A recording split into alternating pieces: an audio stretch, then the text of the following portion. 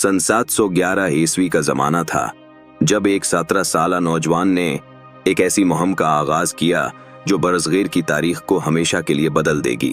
उसका नाम मोहम्मद बिन कासिम था, लेकिन कोई सोच भी नहीं सकता था कि ये नौजवान जनरल इतनी कम उम्री में एक ऐसे वसी इलाके को फतेह कर लेगा जैसे सिंध। ये कैसे मुमकिन हुआ कि एक नौ उम्र लड़का इस अजीम इलाके का फातिह बन गया? और इस अजीम फतह के बाद उनके साथ किया हुआ उनकी जिंदगी और मौत की कहानी एक राज है जो आज तक लोगों को हैरान कर देती है। मोहम्मद बिन कासिम का सफर सिर्फ हुदूद को बढ़ाने का नहीं था, ये बहादुरी, हिकमत अमली और अज़म का किस्सा है।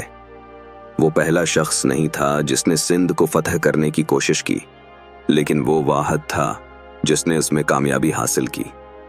उनकी जिंदगी और मौत की कहानी सिर्फ जंगों का किस्सा नहीं, बल्कि एक ऐसे जनरल की दास्तान है जिसका नाम आज भी तारीख के सफ़हात में गूंजता है। मोहम्मद बिन कासिम 695 ईस्वी में ताइफ, अरब के एक अजीम खानदान में पैदा हुए। उनके चचा हजाज बिन यूसुफ इस वक्त खिलाफत के एक बेहतरीन गवर्नर थे और मोहम्मद बिन कासिम ने उनकी निगरानी में लड़ाई और हुकूमत करने के फ़नून सीखे। बचपन ही से मोहम्मद बिन कासिम ने एक बहादुर और ज़हीन रहनुमा के तौर पर खुद को मनवाया। उनकी समझदारी ने हजाज बिन यूसुफ को खूब मुतासिर किया और बाद में उनको सिंध की मुहिम की क़ियादत की जिम्मेदारी सौंपी। सिंध का इलाका जो आज के पाकिस्तान में वाक़या है, तिजारती और सियासी तौर पर इंतहाई अहम था। वहां के मकामी हुक्मरान राजा दाहर को मुसलमानों के ताजरों के लिए एक खतरा समझा जाता था।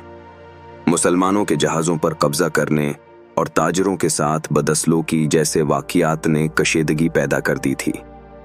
जब हजाज बिन यूसुफ को इन मसाइल की इत्तला मिली तो उन्हें यकीन हो गया कि सिंध को ज़ेर असर लाना ज़रूरी है, और उस काम के लिए उन्होंने अपने भरोसेमंद भतीजे मोहम्मद बिन कासिम को मुंतखब किया।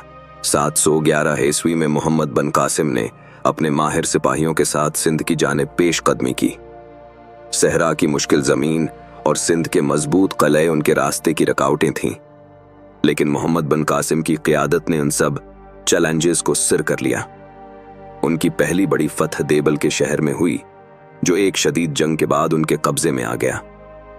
देबल की फतह ने पूरे इलाके में खौफ फैला दिया और जल्द ही दूसरे शहर भी उनके सामने सरंगो होने लगे। सबसे अहम जंग दरियाए सिंध के किनारे हुई, जहां मोहम्मद बिन कासिम का मुकाबला खुद राजा दाहिर से हुआ। ये जंग सिर्फ दो अफवाज की लड़ाई नहीं थी, बल्कि ये दो सल्तनतों की लड़ाई थी। राजा दाहिर अपनी सल्तनत की मजबूती के साथ एक सख्त हरीफ था, लेकिन मोहम्मद बिन कासिम ने अपनी हिकमत अमली की बदौलत दाहिर की फौज को शिकस्त दी। उसने नफसियाती जंग के साथ साथ रिवायती हरबों का भी इस्तेमाल किया।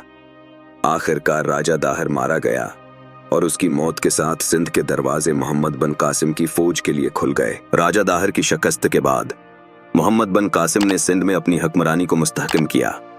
उनका तर्ज़ हुकूमत जुल्म व सत्तम पर मबनी नहीं था, बल्कि इंसाफ और बराबरी पर था।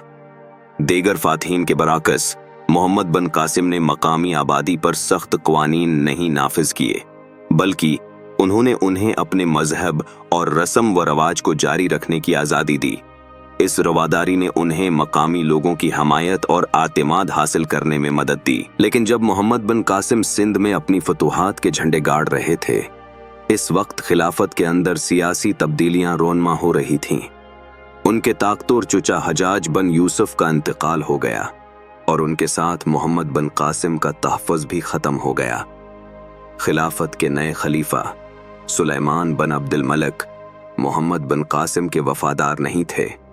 दर हकीकत वो मोहम्मद बिन कासिम की बढ़ती हुई शहरत और कामयाबियों को शक की निगाह से देखते थे। सन 715 ईस्वी में मोहम्मद बिन कासिम को खिलाफत की तरफ वापस बुलाया गया।